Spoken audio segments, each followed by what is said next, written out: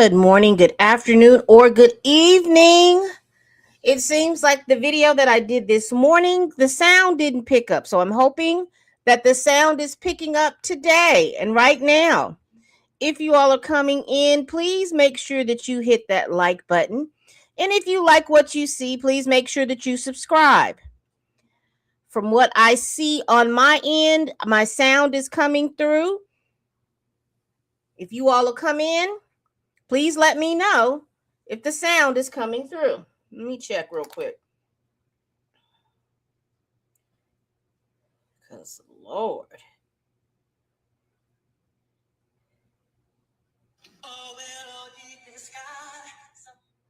I did about a...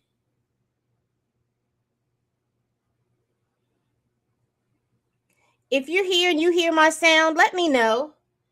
Because I did a whole video today and I couldn't hear the sound. And I need to know if the sound is playing. Can you hear me? Okay, I think you can hear me. I checked it out. All right, let's get into what I was getting into this morning. And apparently the sound didn't come through. Y'all got to let me know when you can't hear me. And particularly if I'm doing these videos where I am not showing my face. Y'all let me know if y'all can hear me. All right. We're going to continue. So let's talk about what I had talked about earlier. We're not going to make this video any longer. It looks like the sentencing penalty phase is over for the 4 defendants in the julio foolio murder case. All defendants were given life in prison without the possibility of parole. They had they had that option, or the death penalty. They had that option.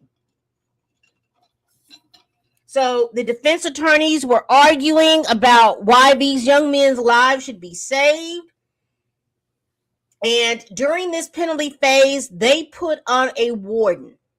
And the warden, if you all were watching this case, this is one of those cases that I will tell you as parents, you need to let your children and your young men and your young women that feel like this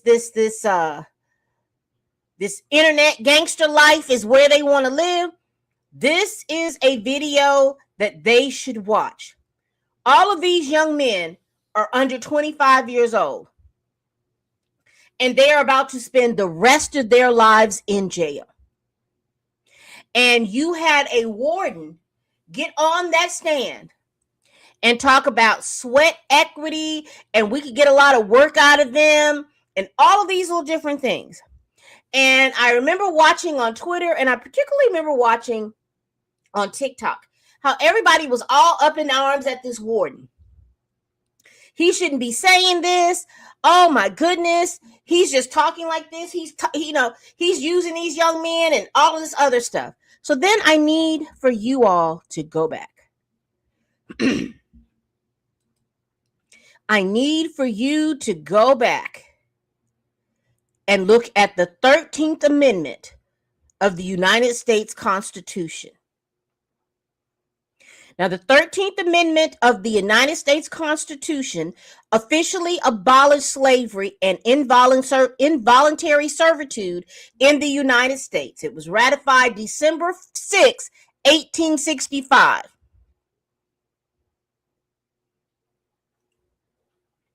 It states, paraphrasing, that neither slavery or forced labor shall exist.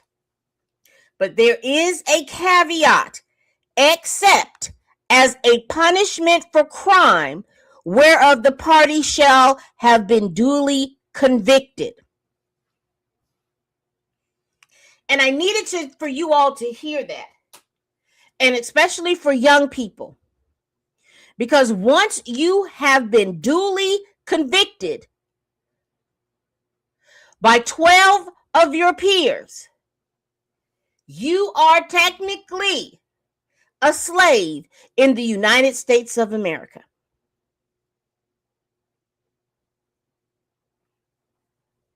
This is why the school to prison pipeline is real. This is why right after Reconstruction, you went from slavery to Reconstruction. And when the United States of America did not punish the South like they needed to, we rolled into Jim Crow. And when you rolled into Jim Crow, all of a sudden, anything and everything you did as a black person in the United States of America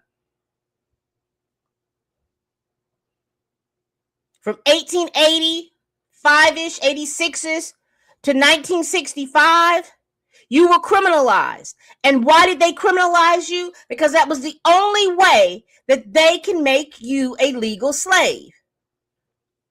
Walking on the right side of the road after noon, they put you in jail. Eating vanilla ice cream in public, they put you in jail.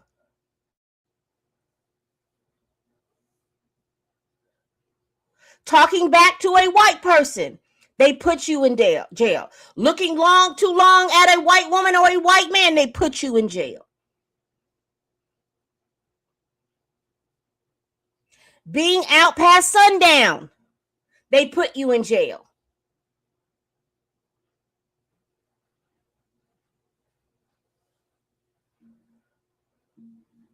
See, you all have been divorced from a lot of stuff that has happened. And I think since 1965, when the Civil Rights Act and all of this had happened, up until now, you all have been pretty much divorced from the overtness of racism. And so you all sit up here and watch these people who are quote unquote internet famous doing all kinds of scandalous stuff. And you think that you can do all of that because of the fact that your mom and dad are college educated and they live out here in the suburbs. You think that this quote unquote gangster life is cool.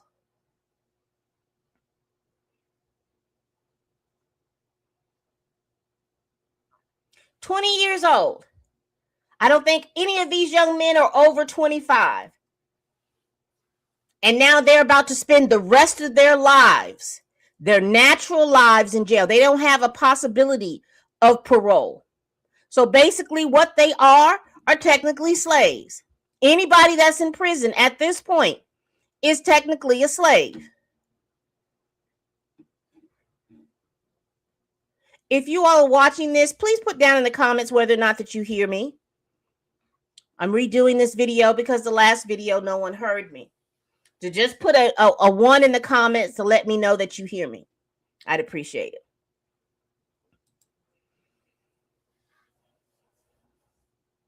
So you have 4 young men.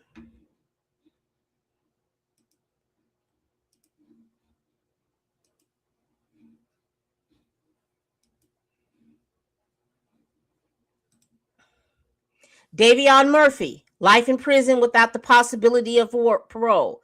Isaiah Chance, life in prison without the possibility of parole. Rashad Murphy, life in prison without the possibility of parole. Sean Gatefright, life in prison without the possibility of parole. And you see these young men right here.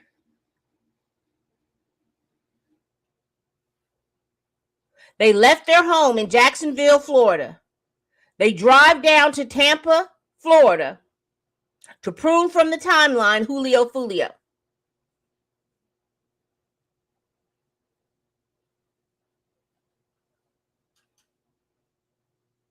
One of the defendants stole the weapons from his parents.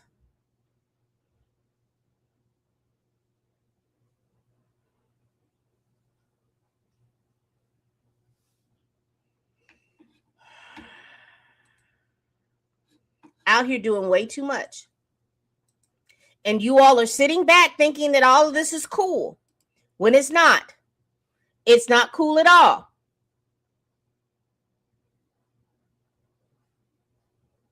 And so then you have this set of people all up in arms about this warden talking about sweat equity and how much work he's going to get out of these young men.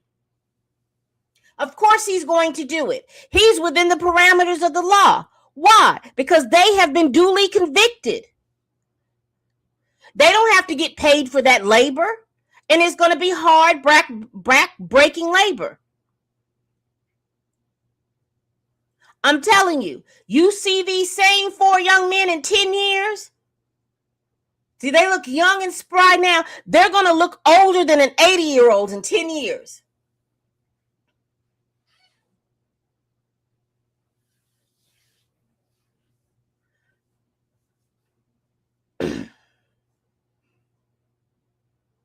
Life gone. Because you all want to play like a gangster and you're not. All that evidence against them. All these cameras showing them doing all of this stuff. And there's a young lady who's about to lose 15 years of her life. I think she is Isaiah Chance's girlfriend. Because she wants to be ride or die. And go with them down to Tampa and think she's convincing somebody, well, I was just going on vacation with my boyfriend, your boyfriend and 3 other men.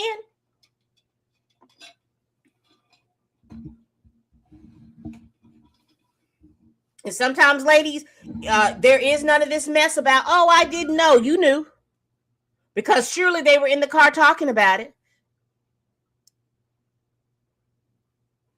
And at any time, you could have, when they stopped for gas or whatever happened, you could have gotten out of the car and not gone back. And now 15 of your years are being wasted, falling behind foolishness. And you were down for it. And I don't care what anybody says. They all down for it until the consequences hit. Then all of a sudden, no one wants the consequences. No one wants the consequences. So, yes, all 4 defendants. The jury has recommended that they have life without the possibility of parole. There's a hearing coming up in June, and either the judge is going to accept what the jury says or decide whether or not that he or she is going to give them the death penalty. I do believe that's within her discretion. So parents, make sure that you show them this because it's going to be on Law and Crime and it's going to be on Court TV. Make sure you sit them down and make sure you have your young people watch this mess. Watch it. Watch how these, not only watch the trial, I want you to watch the penalty phases too. This is what's in store for your children. And all of this, he was a good boy and all this other stuff, absolutely not. You knew your car was stolen. That's what you said. You claimed your car was stolen. You should have reported to the police. No, you knew your child had the car. You knew your guns were missing. And you knew your child had the car. 1 + 1 does equal 2. But, and I love a good system failure video. A simple phone call could have stopped all these young men in their tracks. But I think you need to. I think as parents and as aunties and uncles, these are the types of things that we need to continue to flood into their heads. Just because you see it on the internet, just because somebody says something, doesn't mean that you drive 4.5 hours from Jacksonville to Tampa to commit murder.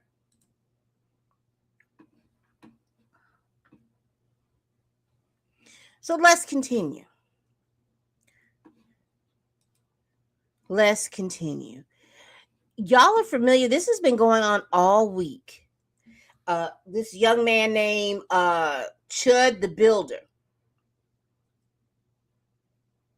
He has been in the news this week.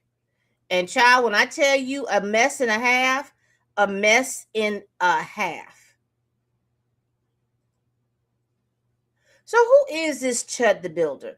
Now, Chud the Builder, as I have looked him up, because like I said, he looked like a with the mustache and stuff like that. He looked like the complete redneck kind of guy. Excuse me. But this is what I know him of from reading all the information. Now, Chud the Builder is a live streamer. And I think he was popular on Kick and Twitch. I don't know if he was popular on YouTube or not, but he's a popular streamer, and he's known his content. His whole content is race baiting. What he does is that he takes his camera and he goes to gas stations and different places in the Nashville, Tennessee area. And he goes through these areas and he antagonizes the Black citizenry of those areas. And he tries to antagonize them. And he does little things and little skits to be able to antagonize these people, to the point that when they retaliate, meaning that he calls them chimps, monkeys, talking about they chimping out. He calls them the hard ER of the NIGG, of the N-word, all doing all of that while he is behind a camera trying to elicit a response, because he carries bear mace and he carries a firearm, and he is itching to use it so that he can claim that it was self-defense. And he's done this on numerous occasions. Here recently, he did this on an occasion where he was at a gas station, and for some reason, they touched him. He got touched. He didn't get the footage like he wanted to. He didn't get to use his weapon and his mace like he wanted to. But he inevitably got touched.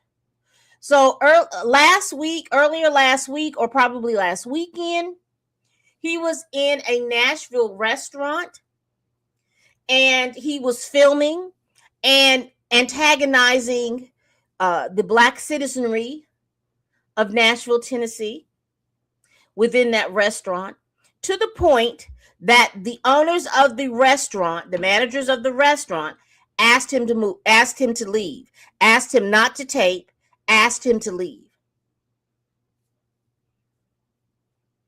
He decides that if he can't do what he wants to do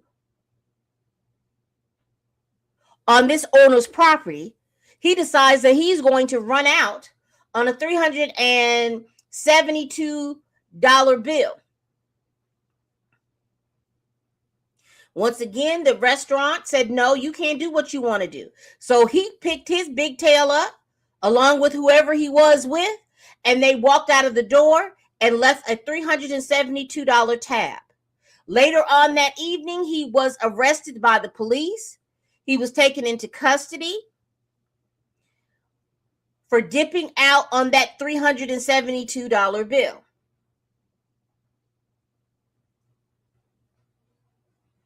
So earlier this week, I believe it was Tuesday or Wednesday, he goes into court in regards to this absconding on this $372 bill. His bail is set at $5,000, and he then proceeds to leave the courtroom. So whilst he is outside of this courtroom, he overhears people talking about him, particularly people outside that recognized him from the Black citizenry of Nashville, Tennessee, saying that's that dude that goes around antagonizing people. Now, instead of him getting in his car, going with his attorneys, getting in his car, and going the hell home because you just left the courthouse. You decide to go up to said black citizenry, black citizens of the city of Nashville in the state of Tennessee, to ask them what they said. And one of the young men, I do believe his name was Joshua, tells him, hey, I know who you are. I'm not with the stunt shows and the shenanigans. You need to take that over there. You don't need to be over here talking to us. And then, true to form, Chud the Builder decides he's going to pull that same stuff that he's been pulling, and he's going to do it outside the courtroom, the courthouse, excuse me. Talking about folks chimping out, talking about all kinds of stuff. Them folks told you to leave them alone. You claim you walk away, but you come back. And then y'all got to tussling. Now, Chud the Builder had a weapon on him, and he proceeds to discharge said weapon. According to some reports, up to 4 times. He pew-pews a young man in his stomach and in his shoulder, and somehow, some way, Chud the Builder pew-pews himself. There is recorded audio that he has done saying that it was self-defense. He's trying to set up a self-defense case, but it's not working for you because the state of Tennessee says you got to use equal force.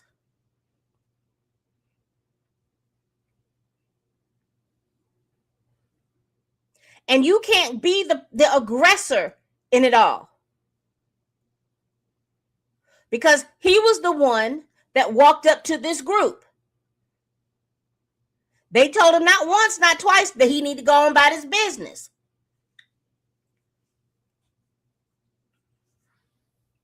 Let's look at a couple of, I saw some things on X that I want to go over with you all. And then we'll wrap this up.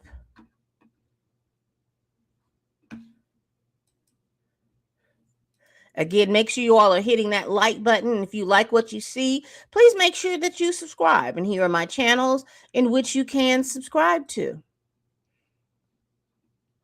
Now, there's a lot of videos and stuff that I had bookmarked in for this young man. This video you see right here, this is Chud the Builder, because, you know, he's a fairy. What? He's just a fairy. What? I guess when grifting in the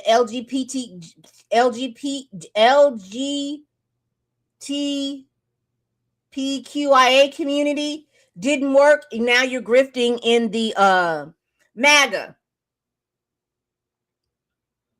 community. And this young lady says that she was in a relationship with him, with Chud, around 2015. She says it included pegging, threesomes, and weed. She says she's a professional pegger for white men. And if you know, you know. We'll keep on going. Now, this was a tweet that he did on May 13th, which was right around the time that the incident happened. And he says, series finale is a dead chimp on the pavement and you monkeys rioting while I walk free. Stay tuned. And then he quickly deleted this because the man that he pew-pewed has not passed away. He is in stable condition as we speak.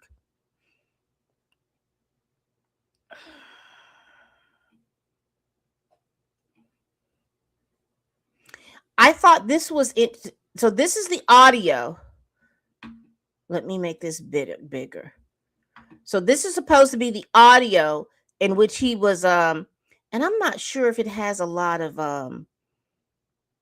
bad language in here. So trigger warning, okay? Up to me. He literally said, I walked up to him because they were pointing at me. They were laughing. They were pointing at me, and I said, "What's up, guys? How y'all doing?" I said, "Y'all like the new suit?" He said, "Walk away from me." I walked away from him. He came back up to me. He literally said, "I have PTSD. I feel like I'm in." He said, "You start saying all that chimp out shit to me, I'm gonna hit you." He hit me, started wailing on me, even after I had to defend myself by shooting him. He's still wailing on me. Where's your weapon at? They have everything. Whose weapon is that right there? I believe that's. Is that yours? Yeah. Yeah. He's talking to them right now. Oh no, you guys are gonna do your thing. Okay. He has a graze. I call it a graze to the left shoulder, left arm. He has slight abrasion right here on his head. Maybe some scrapes. Slight lightheaded. I walked up to him because they were pointing at me. They were laughing. They were pointing at me. So that's the audio that he had uploaded. And he's setting up for his self-defense case. Here is the young man. Let's see if we can get that video. Here is the young man that he did. Let me see if they have his name.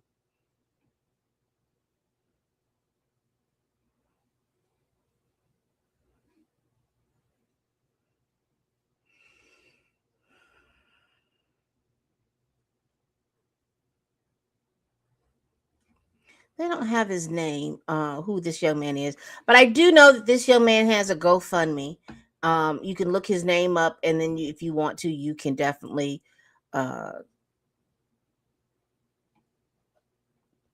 donate to his GoFundMe.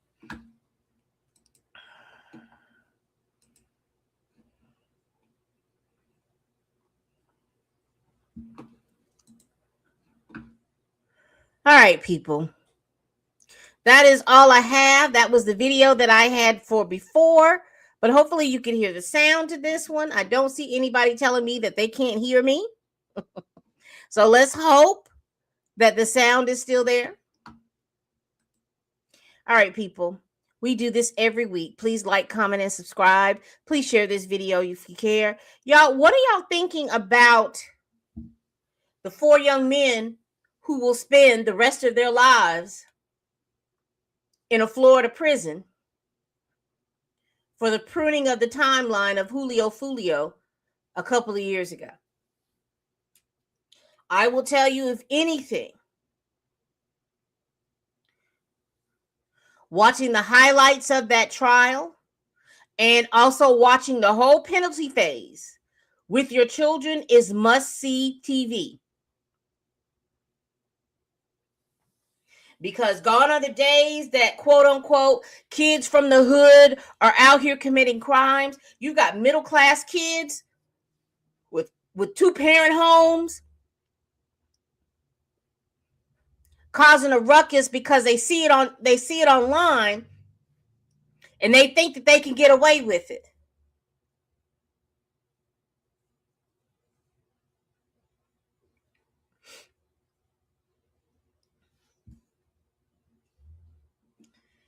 A mess. All right, people. We do this every week. Please like, comment, and subscribe. Please share this video if you care. Y'all, please tell a friend, tell a kin, tell a coworker, tell that heifer that you can't stand that I'm over here making these videos. And as always, people, bye-bye.